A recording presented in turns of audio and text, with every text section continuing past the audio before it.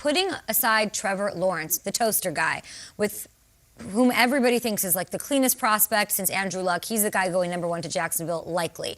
Which of the other top QBs, guys, in this draft has the least amount of questions circling your mind, Sean? Well, it's got to be that guy, Justin Fields, that we just showed. There's a little bromance that's brewing there with Kyle Shanahan. Look, if you're looking at these quarterbacks, you've got one of these high picks, here's what you can't be. You can't be a boy band with a one-hit wonder. And when you look at Justin Fields, he's not a one-hit wonder. He's got 2 times he was the Big Ten Player of the Year. He's got the track record. It's not just one season lightning in a bottle. And when you're sitting there, playing your all-for-one, saying, I swear, wow, you want to make sure that you're not going to have to go back on that. Night. There you go. You want to make sure you're all in on this kid. I think Justin Fields is the guy that, look, when the lights go on, not when the lights go out by 5. When the lights go on, that's when he plays his best. Yep. So this is not a one-hit wonder, Kay. I know you're sitting over there saying, look, you don't want to be playing shy if I ever fall in love again. I swear it's going to be a quarterback. What is happening? You got to get a guy like that has the production that he's had against the biggest opponents college football has had. And look, on the biggest stage, he threw 6 touchdowns in the national title game, despite taking a spear to the ribs. Semifinal game. Okay. The national title game didn't go as well. Right. So Justin Fields, I think he's checked all the boxes. Checked all the boxes. Yet there are some questions about him. It's interesting. Others might have. You have none. Trace, what do you think?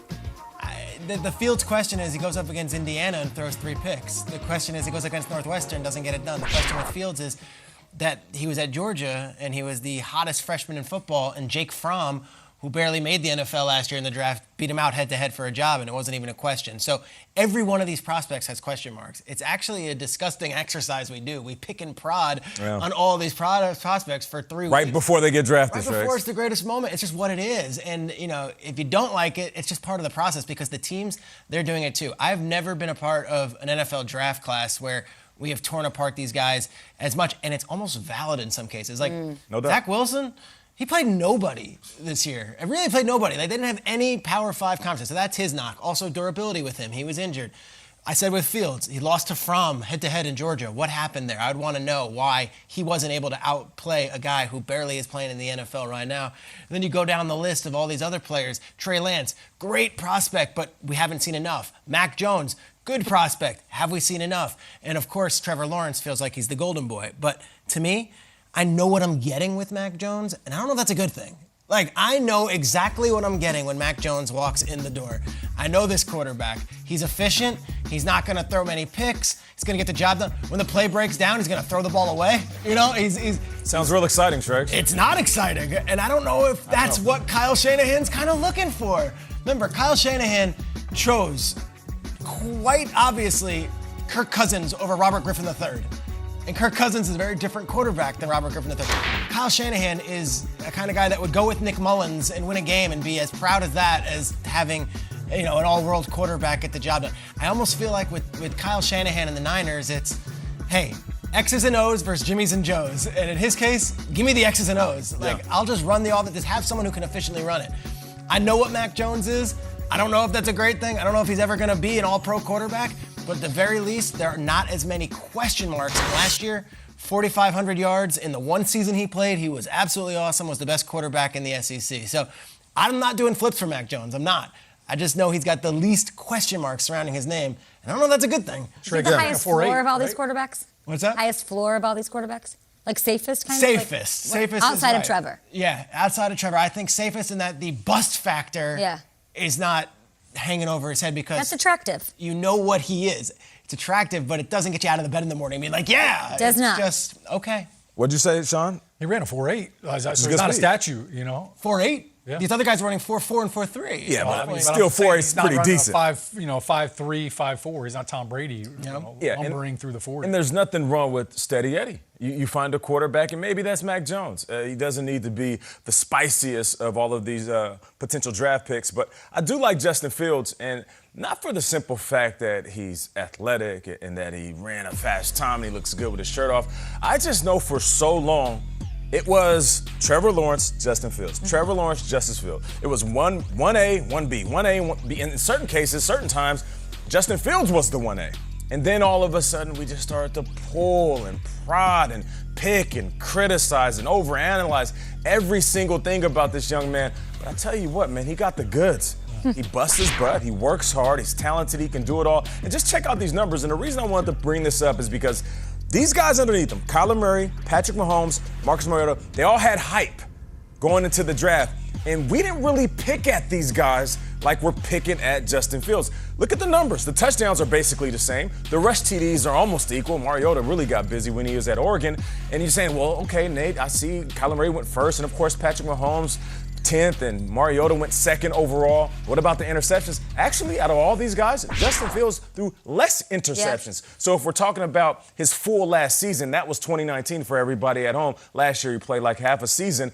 Comparatively to all of those guys, he's right there. Touchdowns, athletic ability, rushing the ball, but also, more importantly, 3 interceptions in that 2019 season, which means he can take care of the ball. So this narrative that, he's athletic and he might not be able to throw you into a victory, I think that's false. He's not going to throw you out of the victory. He's not going to lose a game for you. The advantage you have with drafting Justin Fields is that you have that X factor. And when you look at Kyler Murray, when you look at Lamar Jackson, Patrick Mahomes, guys that are so dynamic, and Josh Allen, so good in the pocket, this is what all coaches want nowadays. The game has changed at the quarterback position. The last remaining statue in the pocket is a dude who just won a Super Bowl, and that's only going to last for a couple more years, maybe 4 or 5, because it's Tom Brady. Statues are okay. No, they're okay and they're fine. Listen, the league is built off a statue as Ryan's quarterback. an all right quarterback. He's had a good career, right? Like, there are a lot of guys who are considered statues that still get the job done, and I think that's where these teams are kind of balancing here, because Lance, Wilson, and Fields are all super athletic and have these crazy arms, and then Mac is like, all right, I know that guy. Like, I've seen that guy in the NFL for 20 years. It's almost scarier to take the guy But you don't trade up to 3 to get the Volvo. You trade up to 3 to get the exciting guy with a high ceiling that can do all of those things, especially in this day and age. That's why I cannot understand all of the connections with Mac Jones. I ask all of you, no one mentioned Zach Wilson. Why do we don't have questions about him? The only question that remains, I guess, is Power 5 schools, didn't play a single one last year, didn't face crazy competition, had a ton of time to throw, blah, blah, blah, blah, blah, blah, blah. Are there questions about Zach Wilson? Why is he the number 2 guy? No problem. There are questions. Okay, tell me. To me, durability is a huge question with this guy. He had a shoulder injury in high school. He had shoulder surgery in 2019, and he had a hand injury where he missed games as well. So he's missed time. He's 210 pounds. He's not a huge guy.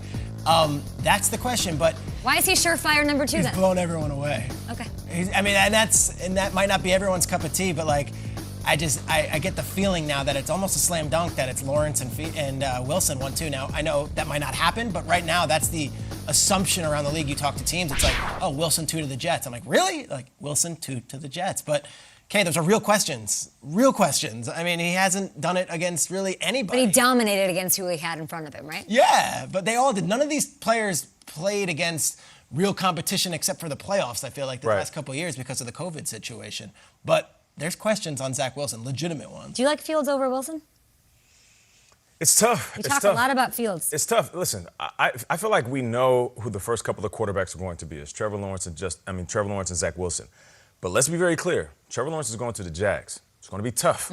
And then you got Zach Wilson going to the Jets. This is going to be tough. So as far as expectations, it might be a slam dunk as far as what we know the draft is going to be. It's not going to be a slam dunk when it comes to their success as rookies. These guys are all going to struggle. So I can't sit here and say one rookie is going to have a better season because it really depends on where they land. San Francisco at 3 sounds like a great place to go if I'm a rookie quarterback. Spot. If I had a place to pick, it's right there. The one dynamic that we're not talking about with these quarterbacks is forget about the throws, the physical attributes, all of that. Really, the determining factor with who the Jets are going to take and who the 49ers are going to take is their meetings. And when they sit there and they say, here's the game plan, right? You study that. Next week, we're going to call you, we're going to Skype you, Zoom you, and you're going to have to go through, give us the plays. We're going to simulate a huddle virtually, or I want you to tell me what your progression is on the. That's really where these two are going to differentiate themselves. Show you different looks. How do you check in and out of these plays? Since they stopped playing football, all they've been working on is this. And these coaches have sent them some information, like, look, here's what we're running, here's our system. That's what they've been doing. They hired these quarterback gurus to help them out. it's not just, hey, here are the drills. We want you to look pretty. We want you to be able to make this awesome athletic throw. It's, all right, here's how we're going to structure reads. All right, we're looking at their offense. Here's how they do reads, all right? Everything is top to the bottom, or everything is, touchdown to check down. Here's how we are going to run their scheme and simulate their scheme so we can show you doing exactly what they're going to ask their quarterbacks to do in that offense. That's what these teams are trying to unveil right now when they get that private time. There could be 5 quarterbacks taken in the top 10. It's exciting. Outside of Lawrence, I'm not sure any of these guys are slam dunks.